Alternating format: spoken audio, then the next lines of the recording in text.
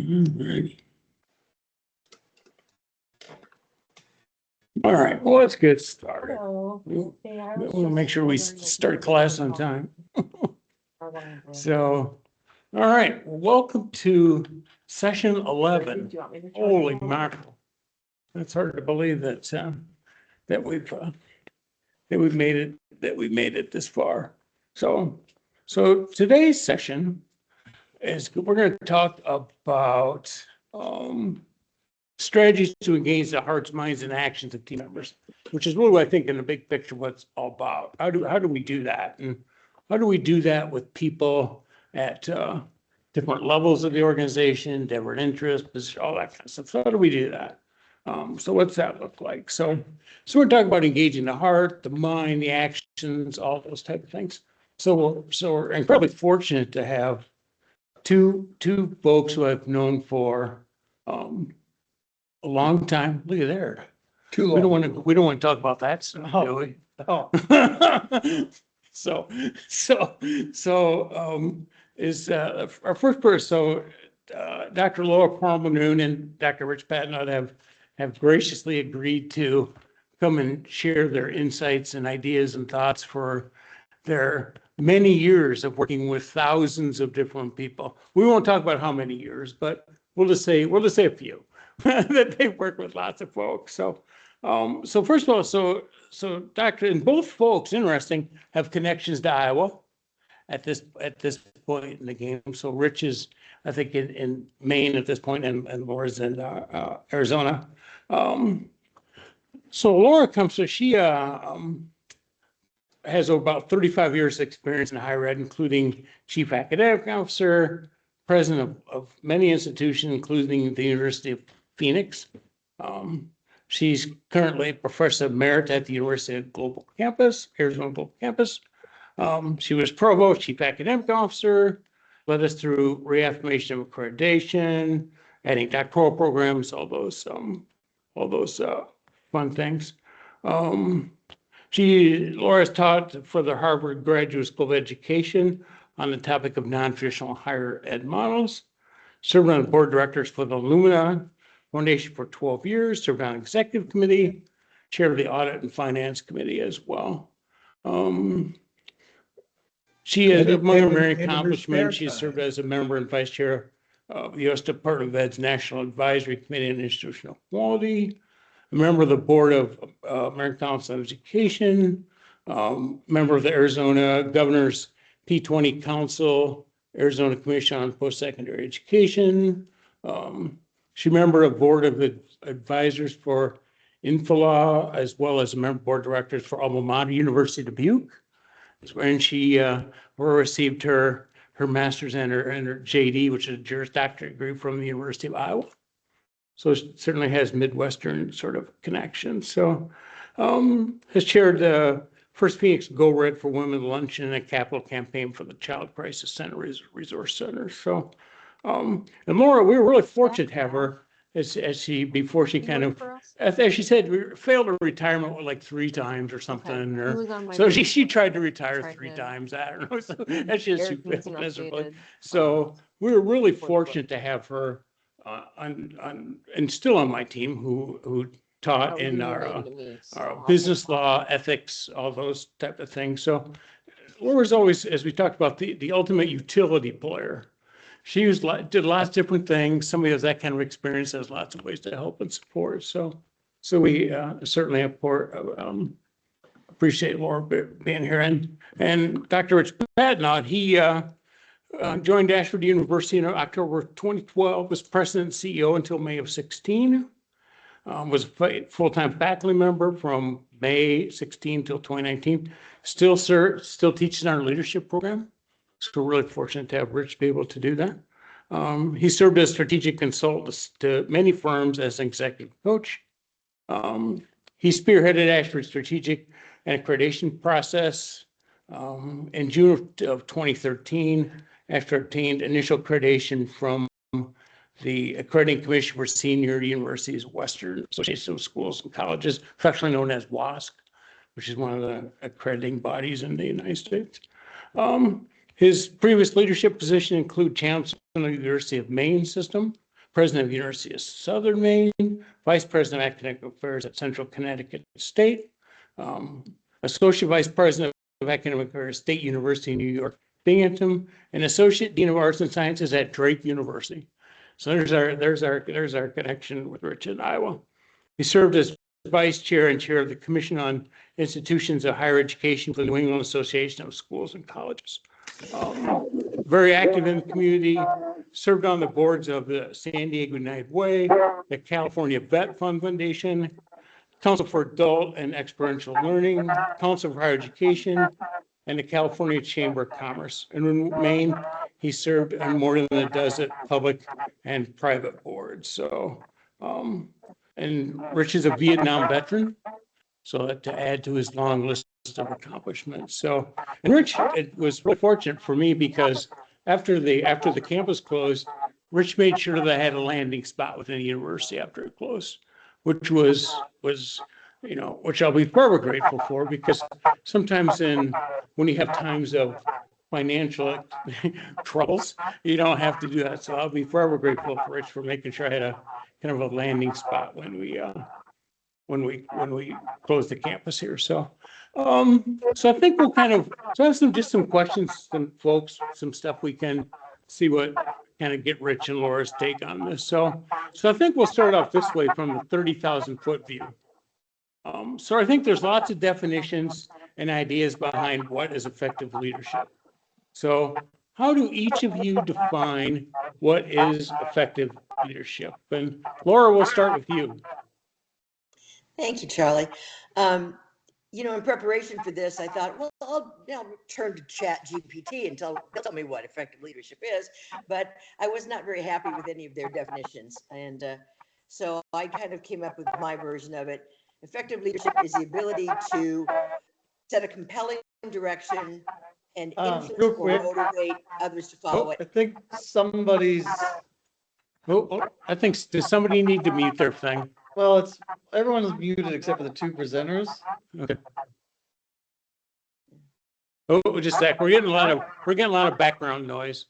I'm hearing it too. Might be Richard then. Okay. Yeah, if we can. But yeah, I think it's because, Richard, do you have earphones or anything? I'm going to mute my laptop. Yeah, probably waiting for not speaking. Can mute, gets some backwash sometimes. Crazy technology. Okay, so leadership is the ability to set a compelling direction, motivate folks toward that direction, make sound decisions, and create an environment where people can feel like they are successful and can perform at their best. How's that for my elevator version of I think that's a good kickoff, I think. And then we'll dig into, as we ask different questions, we'll kind of dig in to some of that a little deeper. So that's perfect. So Rich, how about you? What's your take on that? Well, Laura was a great leader, so I have to go along with her on those things. A couple other things. Number one is accomplish your goals. You and the team have got to get things done if you're going to be an effective leader. But in the process, you got to create a positive work culture, empower your team members, build trust.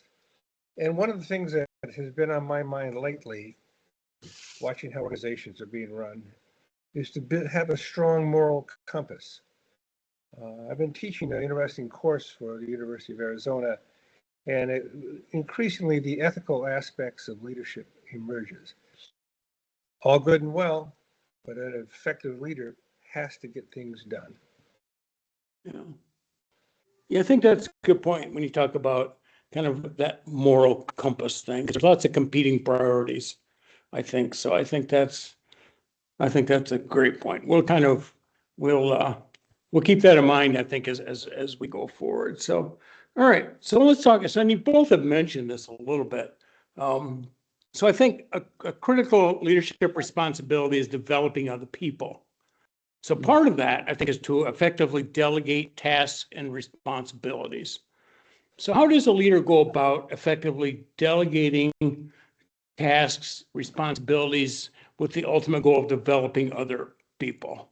So how do we do that? Because I found over the years, there's a fine line between delegating and dumping in some ways. So just a fine line someday. I mean, we'll have to do stuff we don't like to do. I got that. But so how do we go about delegating other people with the ultimate goal of hopefully developing them? So whoever wants to go first. I don't know, Rich, if you want to go first this time. Sure, just a couple points, because, a lot of things to talk about here. I always lean back on Ronald Reagan. He used to say, trust but verify. And when you get in an organizational setting, that means that you've got to have reporting systems, accountability systems, because if you're going to let people go, you got to give them room. You don't want to micromanage them, but you have to keep track of them so that you can circle around and be helpful or supportive. So I think one of the things about effective accountability and flexibility is having reporting and check-in processes that allow you to give people freedom. So you trust but verify. Yeah. I think I like you mentioned the idea of freedom. I think that's really important, especially because I almost connect freedom to a way with the idea of choice. I mean, how do you give people, the freedom to do stuff, which means they have some choice in how they do stuff. So I think that's important piece of that as well. So, how do we do that? Um, so Laura, how about you? How do you work about developing other folks? Well, I think that first, when you've got a specific task at hand, you need to match the skill sets to the people's own skills. I could ask my son to go out and dunk a basketball, but at 5'5", I don't think that's going to happen. So I think that we have to set an expectation, but it has to be realistic for the people's skill sets. It's important as a leader to communicate what the ultimate objective is. Tell them the what do you want to have done? Tell them the why that's important, but then leave the how to them. Yeah. I'll tell you when is due, why I need it to be done, what needs to be done, but then you figure out how to do it. I'm not going to tell you which road you need to take to get to Rome. You just got to get to Rome. Yeah, the tendency, Laura, the risk is micromanaging after you delegate, because you haven't got the confidence to let people do things. And I think part of that is you have to let people make errors and then not punish them for making errors. Yeah. Right. Those are learning moments up to the point where things collapse and fall over. Then maybe you have something to talk about. The room for error and the fact that somebody would trust you as a manager to be okay if you make a mistake gives them the freedom to choose the road to Rome that they're interested in. Yeah. Right. Yeah. I think if you're gonna delegate to people, chances are they might make a mistake, but is it an honest mistake along the way, given the information at hand, the situation? Did they, hopefully it's not too tragic where it can sink the ship, but in some ways, yeah, I think that's important. So I really like it's the what, the why, but I'm gonna leave the how to you. Give them meaningful work to do, give them meaningful pieces of the project as opposed to, boom, boom, boom, boom, boom. And I think you both talked about the importance of, if you're going to delegate folks, is to make sure you kind of check up on progress along the way. Doesn't mean you just give it to them and then never check in, see how things are going or all that kind of stuff. That way you can, you have some chaos if you don't do that to the end. So yeah, I think that's it. And I found over the years I've gotten a little older, is that yeah, a little older, is that my job as a leader is to really develop other people and produce other leaders for who are up and coming. I think that's my job or responsibility, I think, in a lot of ways. So part of that is one of the interesting things about that, Charlie, is that if you're good at delegating, giving people room to ramble, not deserting them and tossing them in the ocean, go swim, is that it frees you up as a leader to have time to think strategically. And so that you're helping people, you're helping them grow, you're getting things done, but also therefore you can get your hands out of the daily mess and do Yeah. some strategic thinking, which is really part of a key part of your job. Or to put it another way, Rich, I always told my people, I need to work on the business, not in the business. It's very good. Yes. Yeah. Well, I like that. Keep your hands out the daily mess. Let people do their job. I mean, that's part of, yeah, let them do their job for goodness sake and stay out of their way. I think we have to do a lot of stuff. So let's talk about, so we hear a lot about positive leadership traits and, which are of course important, but let's talk for a couple of minutes about the other side. So what kind of traits, behaviors, actions cause leaders trouble? And I know, Rich, I know you've taught a lot of that kind of the dark side of leadership stuff. And so what gets leaders into trouble? We talk about you need to be this and this and this and this, which is fine. But what gets people in trouble from the leadership side? I'll throw a couple of things, but just a quick comment, Charlie.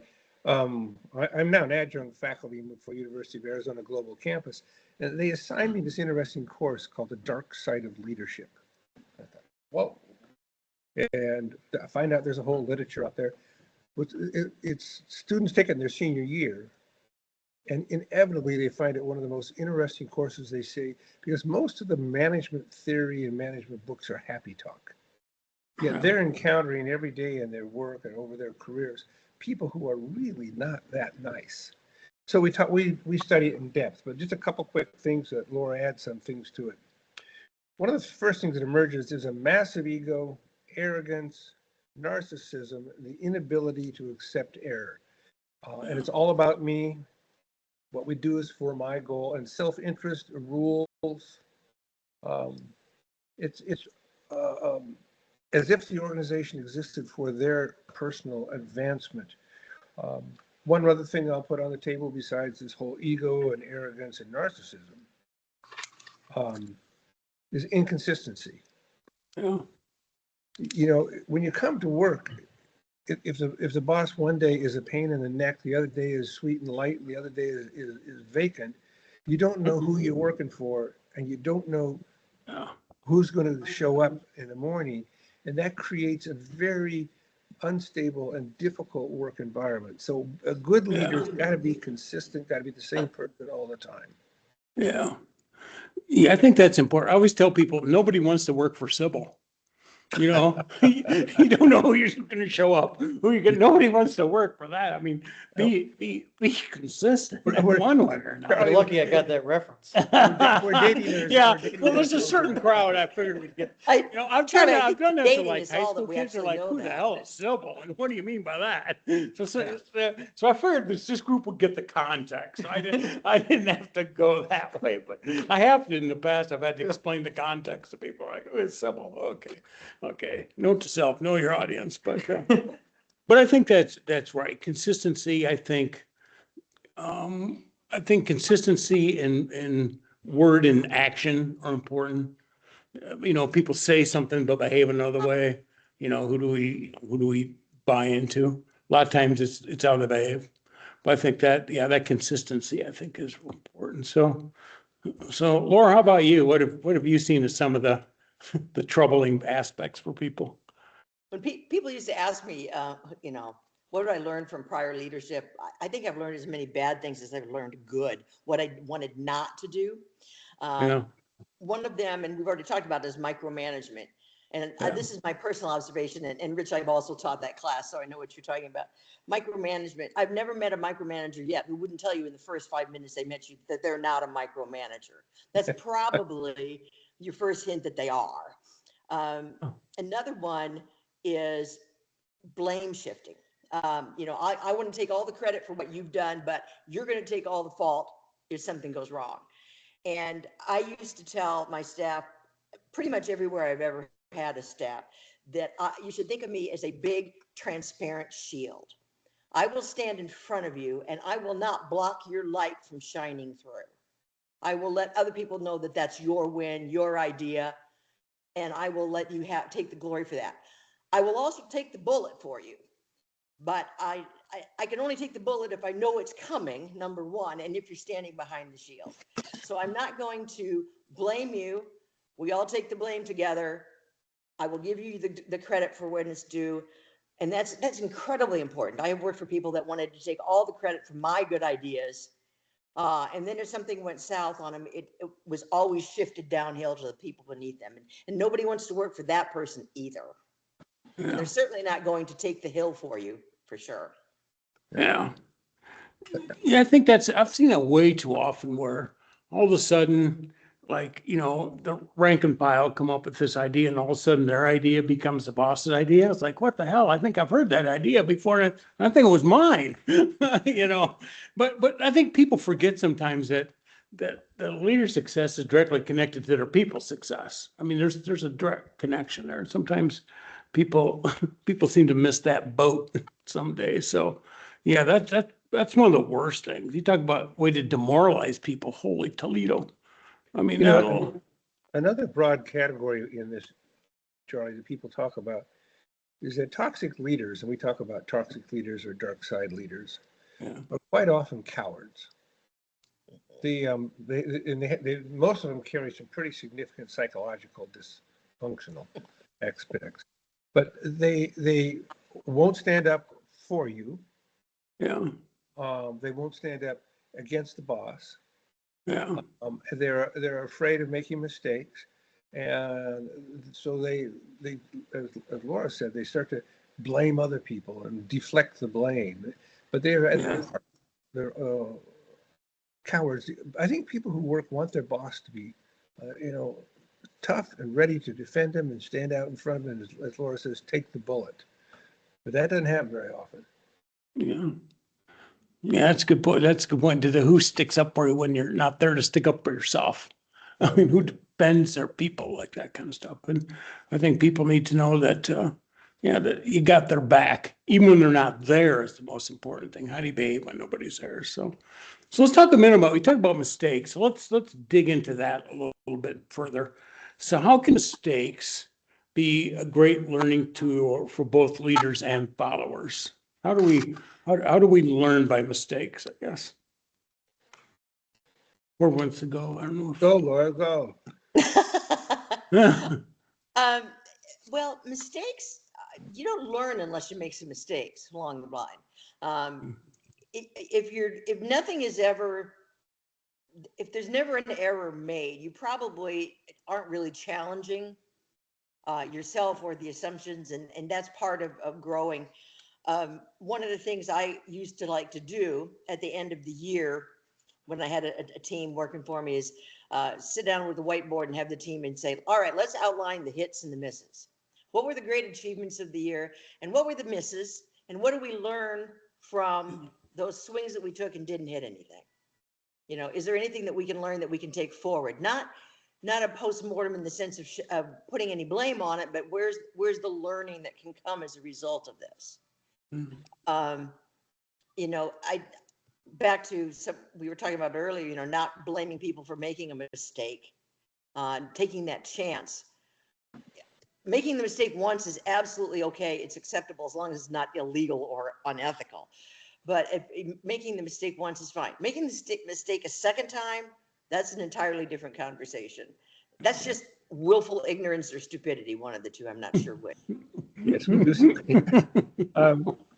Couple other things. I agree with all of that. One of the things the students talk about when they describe their own work experiences is it's the tendency for some people to publicly humiliate people for mistakes, to call them out in front of the work team or inside comments that, Bill's an idiot and he can't get his work done. I don't know why he's still here. And that just destroys morale and team togetherness. So, and when you think about mistakes, yeah, they can be useful, but as a manager, as a leader, you got to figure out how to handle those mistakes in a way that is not humiliating. Laura must have been running a good organization because in a lot of places you put that whiteboard up there and people don't want to talk about anything that went wrong. They're afraid to because they might get punished for it. Yeah. You got to create an environment where it's okay to make mistakes. It's okay And one of the things that is often suggested is admit your own errors. I used to, when I tried to merge two schools together once, sciences and engineering, and the provost and I paraded all around campus saying what a great idea this was. And we were the only people who thought it was a great idea. And at the end, we finally relented. And I went to the faculty senate. I said, you know, you're right. I was wrong. We shouldn't have done that. And I got more kudos as the president for standing up in front of not the friendliest group in the world and say that, you know, I dropped the ball. And that also sends a message to other people. It's okay to now and then drop the ball and admit it. You don't have to, you know, so let's make it a learning opportunity and let's show what kind of character we have. Well, and to build on that, I've always been a fan of praise in public and correct in private. Yeah, I think that's a great piece of advice, I think, too, with that. There's a couple of things that you both talked about that really, I think, resonated with this. Was, first of all, you talked about, if you're going to talk about your mistakes, you have to make it into that culture that's okay to talk about the swings and the misses. This is what we didn't do well, but what did we learn from it? I think that gets to an approach of developmental and not so punitive. You know, because I think people go, oh God, they make a mistake and they screwed up. And I think, and Rich talked about the idea of the person at the top going, you know, I was wrong, I made a mistake. That leads to vulnerability, which is another key leadership thing. You know what, man, and you both know, because you're at the very top of the pyramid, is at the end of the day, the buck has to stop at the top of the pyramid. I mean, at the end of the day, you know, you are responsible for the whole shooting match. So but I think that sort of vulnerability, I think, is important to what you're right. It was, that one's on me that I swung and missed. And so I think that's critical. And then it's the idea of trust too. It brings up the idea of trust. I mean, I think we did a session a while back about teams, and the number one, the book about 5 dysfunctions of teams, he talks about the number one dysfunction of a team is absence of trust.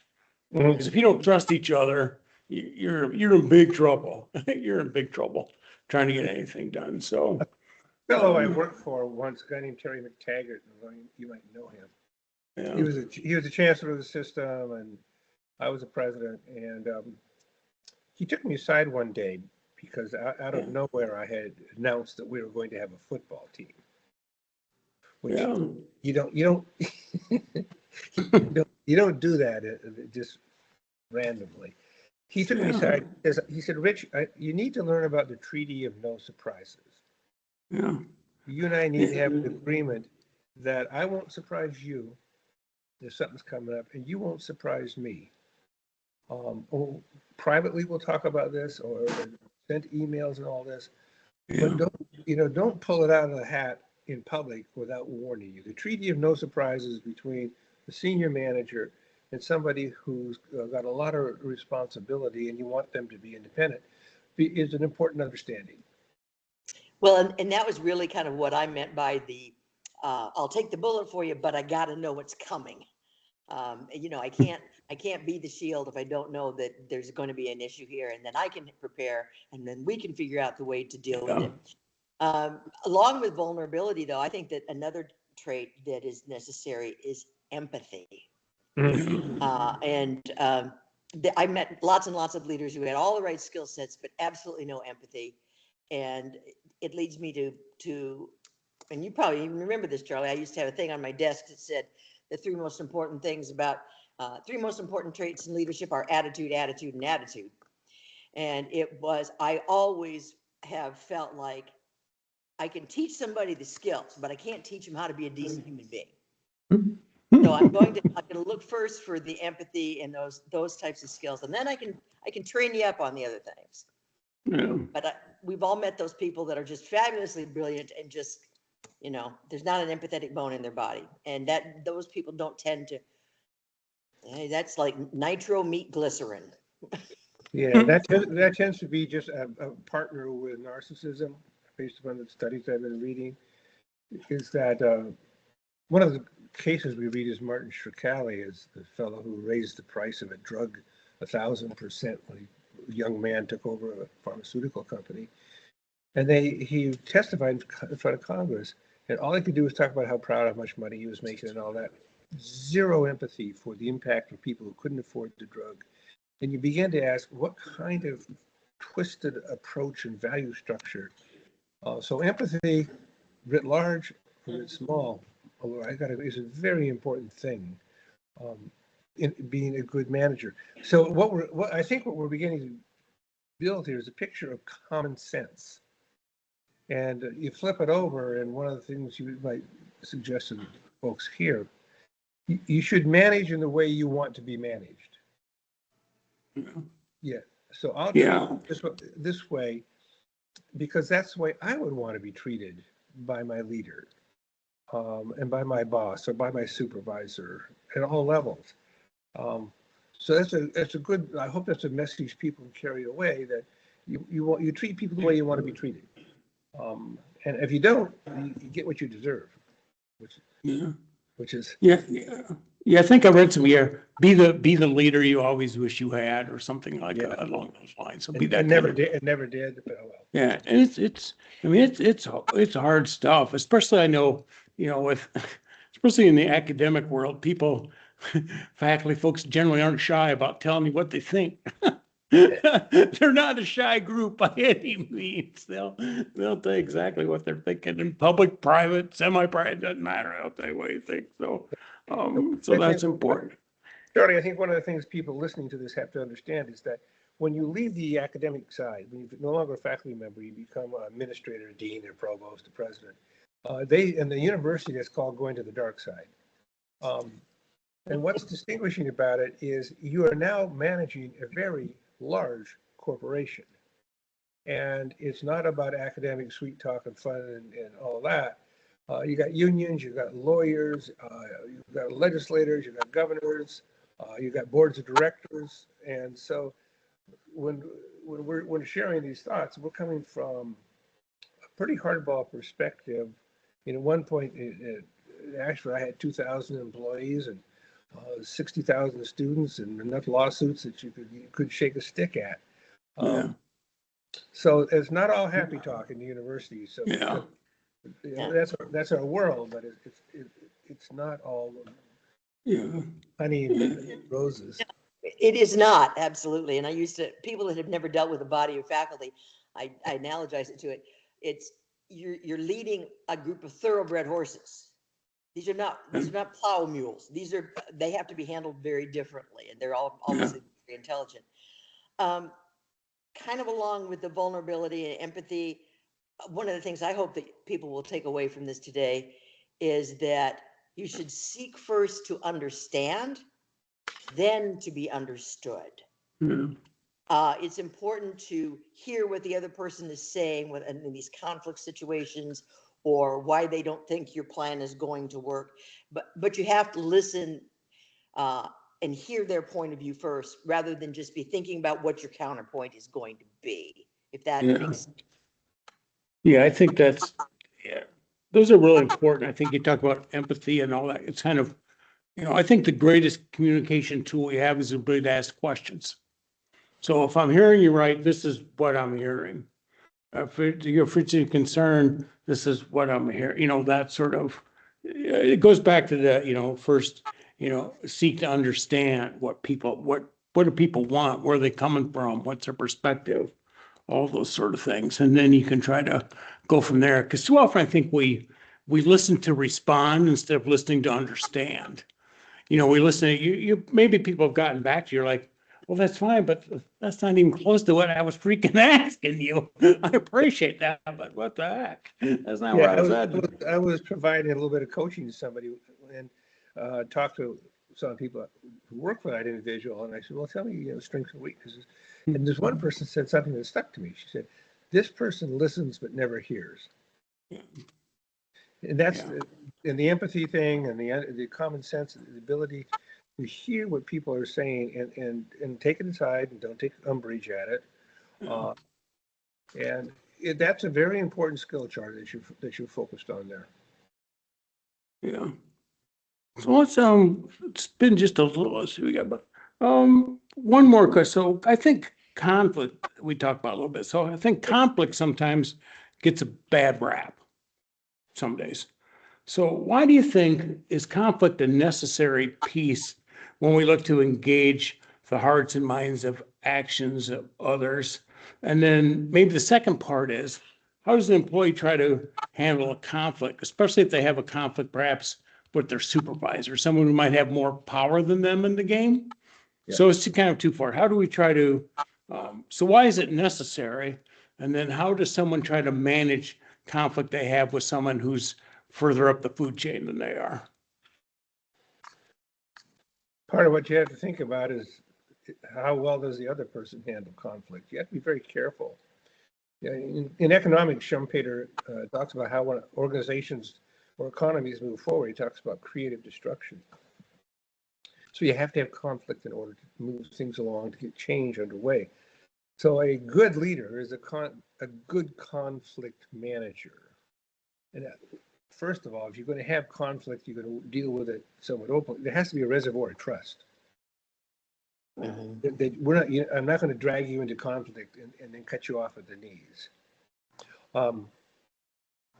It has, and if there is a real disagreement, like you were suggesting, that's as Laura pointed out. That's time for private conversations, and try to work out some accommodation. And you can't always do it, but don't let conflict flare up and infect the whole organization, and use the private conversations. And one of the things I used to say is, I said, it's okay to disagree with me. You can disagree with me in public, but if you're going to really disagree with me, let's talk about it behind closed doors. People have to be confident that it's okay to have a difference of opinion than the leader. Yeah, absolutely. Gee, Rich, do you think you could fly out to Washington, D.C. and teach Congress that? Little conflict resolution. Yeah. Oh my goodness gracious, it's tempting. I think that's a good answer. One of the ways well, first of all, Rich is right. You have to understand, a lot of people are really, really conflict averse.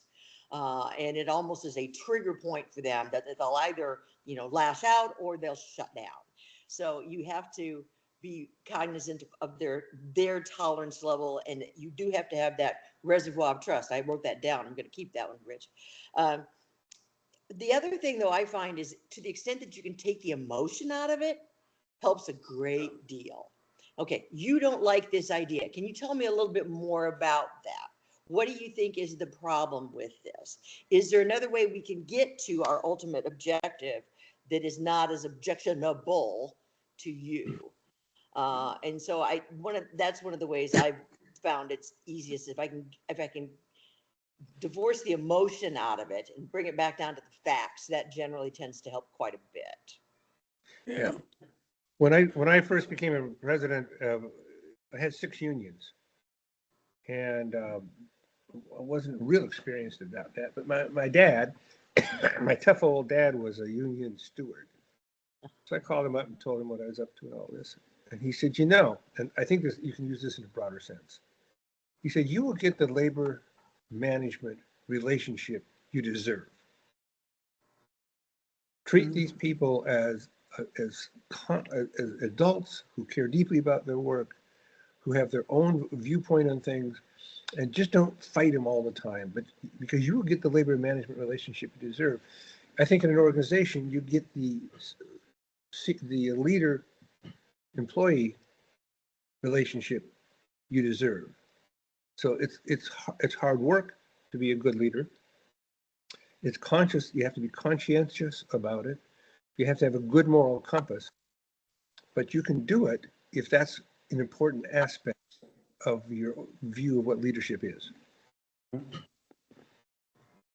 Yeah, it's not for the weak of heart or the thin-skinned.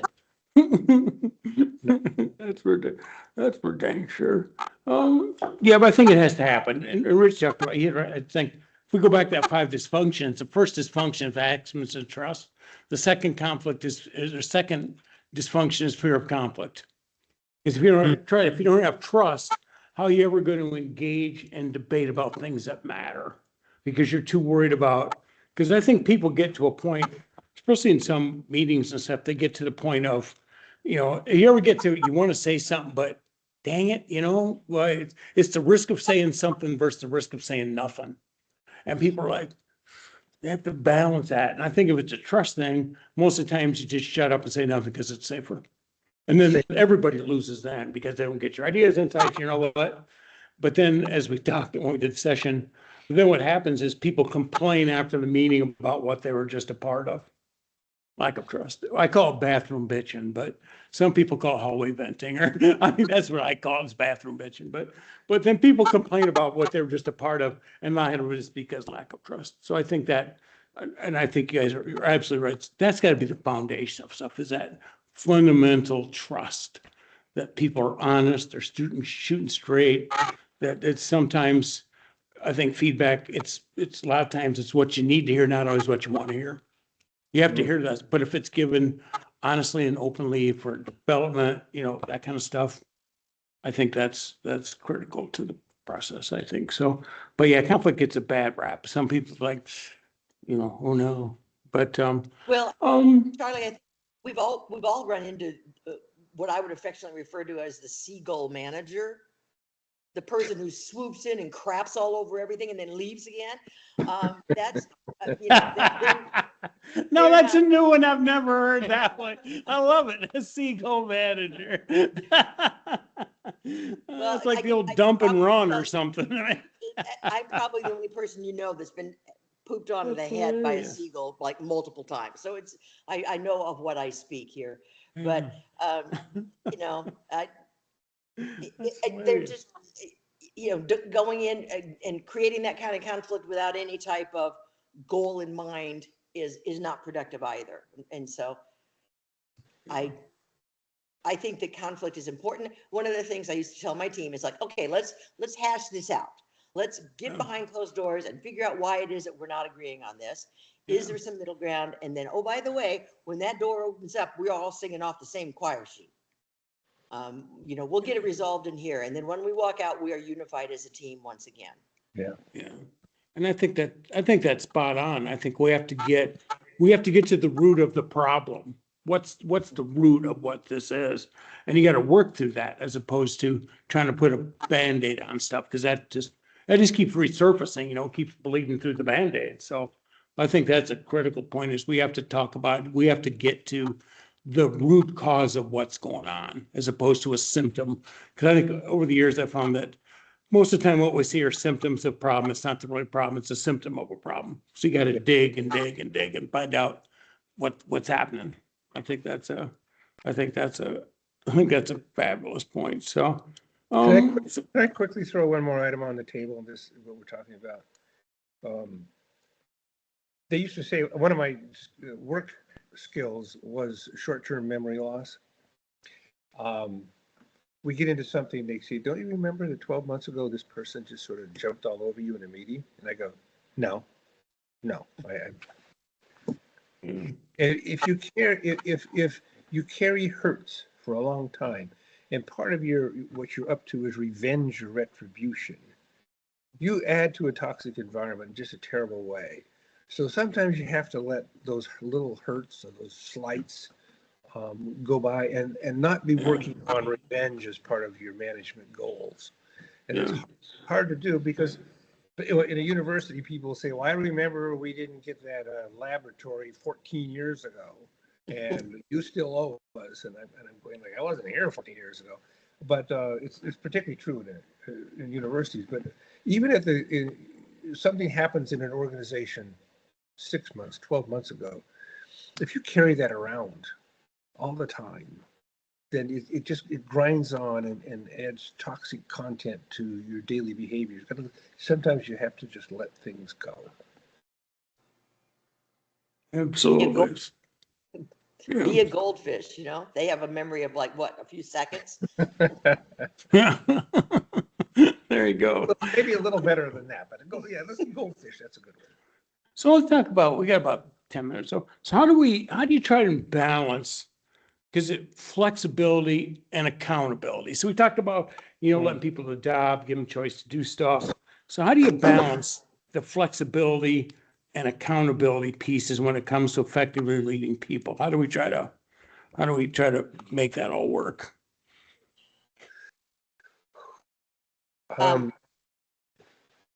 I was going to say, I think, again, it is establishing the expectations, communicating the goals, and then having regular reporting in on it. And not in the sense of, telling somebody that they're wrong, but, you're assigned to have this by this date. This date is now here. What have we done? What's missing? What's keeping you from getting to that point? But I think I'm hearing that feedback again. Maybe it's on my end now. But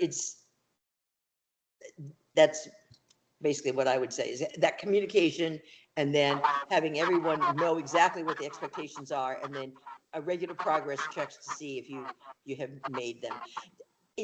My daughter just recently started managing people, and she was worried about giving performance reviews. And I told her the very first thing is that no one should ever be surprised by a performance review. If they're not doing well, you should have been coaching them all along. This should not be something that comes up at year end.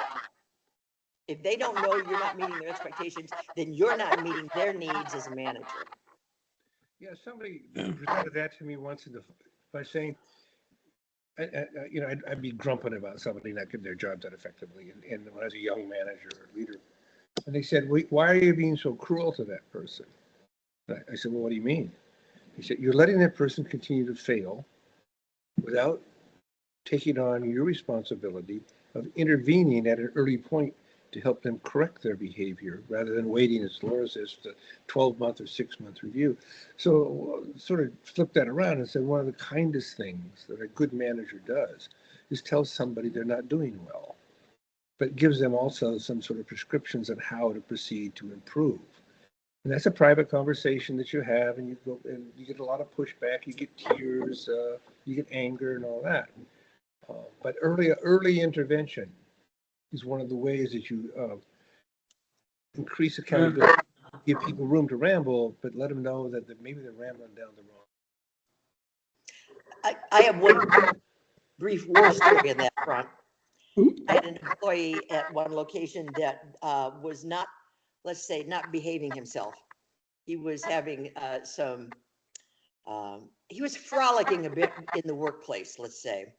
And I took this young gentleman into my office, and I said, I'm probably old enough to be your mother, maybe your grandmother, and you can take this for what it's worth. But people are watching. And people are watching no matter whether you think you're leading or not, you're in a leadership role. And if people are seeing that, they're watching, they're taking note. So do with that what you want, but just know that there's always somebody watching. Yeah. And Worse, need to. I had to take somebody into the office one day and tell them they needed to take showers more often. People didn't want to work with that individual. They didn't want to be around them. They didn't want to office space with them. It was hurting that person's career, and it was just stupid on their part. But how difficult that conversation. I mean, I thought about it for a couple of days, and it's very personal, and I'm sort of jumping into their private space. But, you can take this thing to pretty small little things of how do you help someone be more successful, and they will appreciate it over time.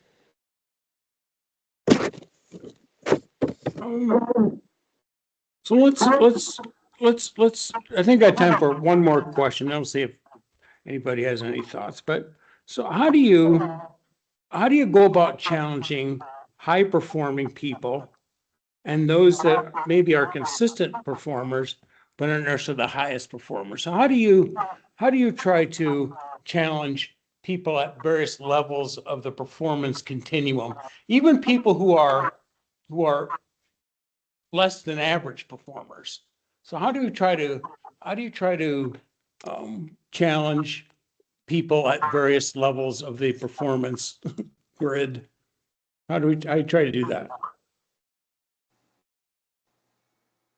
Well, first of I all, don't know I think whoever wants to go we need first. not everybody is going to be a star. Yeah, And so what you do is you say, thank you to pluggers, people who do their job, come to work, they just barely meet their expectations. You say thank you for, being good and consistent and doing your hard work. And you try not to punish them because they're not all stars. With the all stars, you got to reward them. You have to reward them either but within the system, people, when I was working real hard and doing pretty well, people would reward me by giving me more work, um, which I guess I appreciate. Um, but it was a sign to me that they trusted me and they thought I could get more done and that I was going to produce for the organization. So I think you have to have different goal sets. You have to have, and you have to manage those two different goal sets without insulting either one or getting them at each other's throats. And it's not easy. That again, that's one of those skills of management. But again, the most powerful words in management are thank you. How often you come up to somebody and say, thank you. You did a really good job today, and I really appreciate it. It makes a difference for us all. I know it's a small thing, but geez, thanks. Keep up the good work. I think people carry that stuff home with them, and they think about it. I would add one addition to that, and that is sometimes the average performers, the pluggers, don't know that they're just kind of at the average level. And so sometimes I've had some success with partnering them up with the superstars in a team endeavor. And all of a sudden their performance goes up several notches because they can see how things could be done that is more efficient. Yep. But it's also can be kind of risky because if there's not going to be the hidden gem there, then the superstar might be a little bit like, well, why did you saddle me with this freak kind of thing? But for the most part, I've had pretty good success with that. I can remember once I was managing a group of faculty, and I was looking at end of course survey reviews, and these people were, solid performers right in the middle of the pack. And I said, I really would like to work with you on these things. And they said, well, why? I'm fine. And I said, what do you think the average score is for this? And they really didn't know that where they were performing wasn't really above average already. And so once they understood that, and I could pair them up with some people that did have that skill set, I found that to be pretty effective as well. But one thing we haven't touched on here, and I wish we would have more time for it, is now we're increasingly dealing with generations of workforces that are different generations. You've got some boomers and you got some X's and some Y's and some millennials. And now I think the newest one is Gen A or something is the ones past the millennials, past the Z's. And they're very different types of people. And it's a skill set in and of itself to be able to manage across those generations, because you don't talk to a millennial the same way you talk to a boomer. That's for sure. It's harder as you get older, too. I agree. Is that the old dog new trick thing or something, or? Yeah, I agree. It gets a little tougher as you get old. So we have just a couple minutes. So I don't know if anybody has any questions or concerns, observations, emotional outbursts, anything. I've never had anybody take me up on emotional outbursts. But so maybe if just to close up, man, if you have one leadership lesson you've learned all your years, what's the one leadership takeaway that you think you've learned over all these years? What matters the most, do you think? Be good to people, You don't have to be God on a good day. Just be a good person. Be good to people, use common sense, and manage people the way you want to be managed. Or I would sum it up as, don't be a jerk. Don't be that pelican leader. Seagull. Yeah, I think that sums up just, don't be a jerk. You can be, you can be, kind of tough and demand, but fair about it. Treat people like human beings. People are not commodities, they're not something that, everybody has good days, bad days, up days, down days. That's the thing about human beings. We'll have those days. So I think realize that, and yeah, like, just don't be a jerk. Maybe that's it. Maybe that puts it in a nutshell. Just don't be a jerk. But first of all, so I thank you both very much. I'll never forget Rich always, two things that he always used to say, I always just remembered. One is student success is good business. And the second thing is no money, no mission. I mean, two things that really, you have a great mission, but even if you're a non-for-profit, that's fine, but you still have to have money to run the show. So I think so two things I've always resonated. I always try to remember is student success is good business and no money, no mission. So I thank you both very much. Two of the people I admire the most and try to think about, maybe what would Rich do? What would Laura do? Maybe his little bracelet or something as we go through the process. So I appreciate you both and the impact you've had on me and thousands of people over the years. And we certainly appreciate your time and energy and spending time with us today. So thank you both very much. Thanks for the opportunity, Charlie. Yes, thank you very much. All right. Well, have a fabulous Thanksgiving. And, yeah, and thanks again. You keep up your good work, Charlie.